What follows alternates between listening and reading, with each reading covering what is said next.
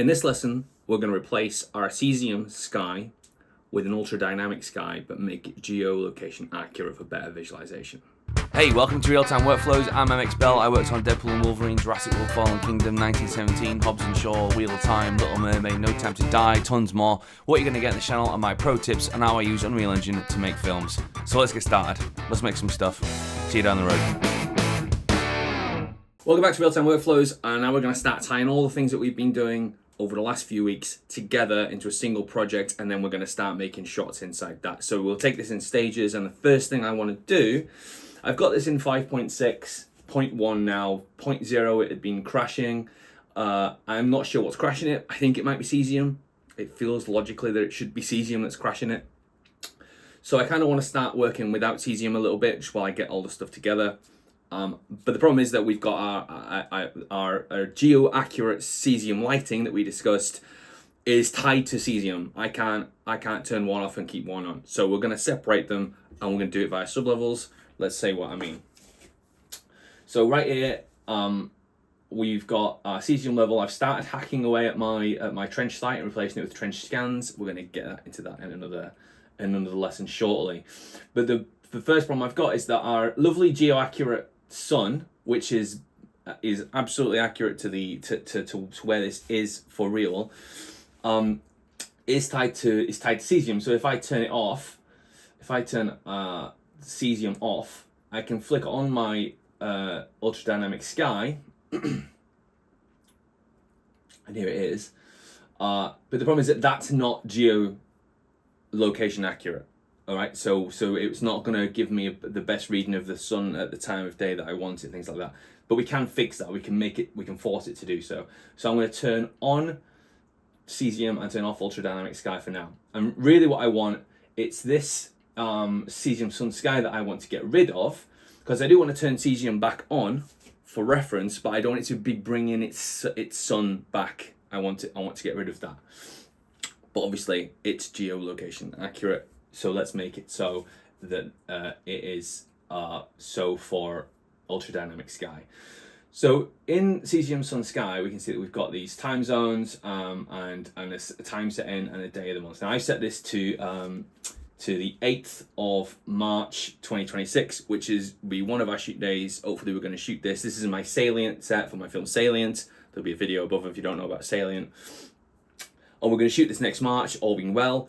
And so what I want to do is make sure that I'm looking at the day that we're going to shoot, and that the day in Cesium is the same day that we've got set to day and time that we've got set in ultra dynamic sky. So we're dealing with the 8th of March next year, okay? And what we need to do is go to our Cesium georeference, and we need to get our longitude and latitude, and I'm going to copy these into a text file. And now I'm gonna turn off Cesium. I want Cesium off. I think it's crashing. I think it's crashing it. Now that might be one reason why you might want to turn it off. It doesn't normally crash. I think it must be a 5.6 thing. But either way, like I don't need it to put all of my scans and stuff together. What I do need though is I want the Geo-Accurate lighting, sunlight. So we can go, we've got ultra dynamic sky loaded, ultra dynamic sky is loaded, and so we're going to grab hold of it, and we can come down to simulate. All right, and we're going to turn on simulate real moon, real stars. And then we're going to put our longitude and latitude that we copied. So here's 51 point that, and this one is 1.0. Okay, so that's put us in the right space, and we set this up so it's 2026 time zone 0. So now we've got this set exactly the same. We can see where the sun is. So in theory, then, if I turn off ultra dynamic sky and turn it back on Cesium, our sun should be in the same place. But look, it's not. So what's going on? Well, the reason is that ultra dynamic sky it's not using the same exactly the same coordinate system, right? So as far as it's concerned, it's in the right place, but we need to orientate it to the same coordinate system that Cesium uses. So there's a way to do that. We're gonna pick a time of the day where we can accurately track what's going on here.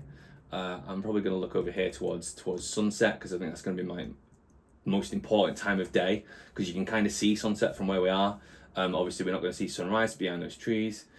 So I'm going to take my Cesium Sun&Sky, and I'm going to set the time to sometime in the evening.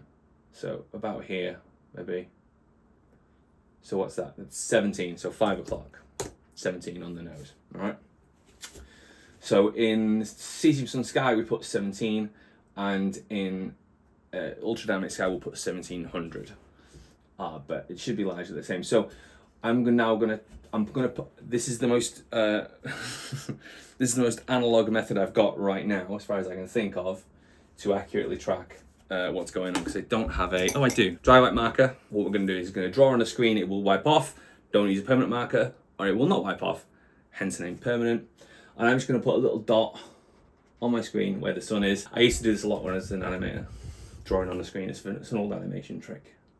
And I'm now going to go to Ultra Dynamic Sky, turn off Cesium, turn on Ultra Dynamic Sky, and in Ultra Dynamic Sky we've got under Simulate, we have a North Yaw. So basically we're changing where north is. So first thing we need to do is need to change the time, and then we're gonna rotate the North Yaw under Simulate. Now it's set to 5 o'clock. We're gonna rotate North Yaw, North Yorkshire, North Yaw. And take North Yaw until we get to, let's turn off the cloud so we can see what we're doing. Cloud coverage 0, please. That'll do. And then back to North Yaw. So about there. Okay. So now, if we set this to, let's say we set the time here to 11 a.m.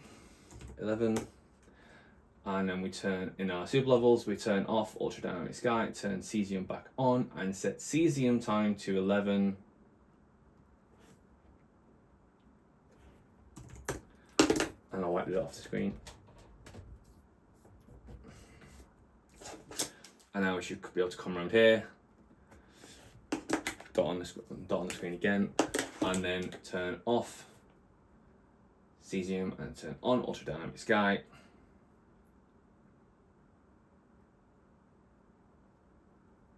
And set Ultra Dynamic Sky time to 11.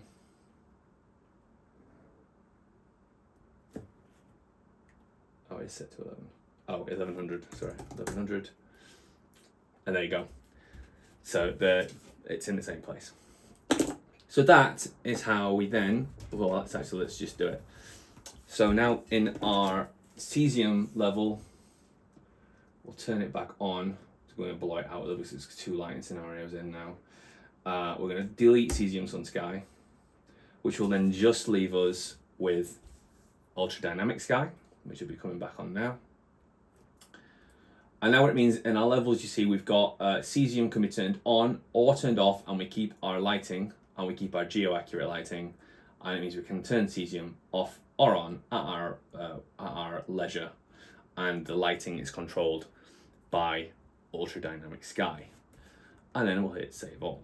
So that came up, and I thought it was worth noting in a video in case anyone else encounters it while they're doing their visualizations in a real world setting, and we need that. So I'm going to now proceed on with bringing in my scans and setting everything up here to create a full interactive level. This take a few lessons now, but this is the big thing that we've been kind of setting up for, and then we can start making shots in it, which is the really exciting stuff. So increasingly exciting business we get into it now. So thanks for watching. Please like, rate, and subscribe, and comment, and all that shit if you want to do that. And I'll see you on the next one. Bye.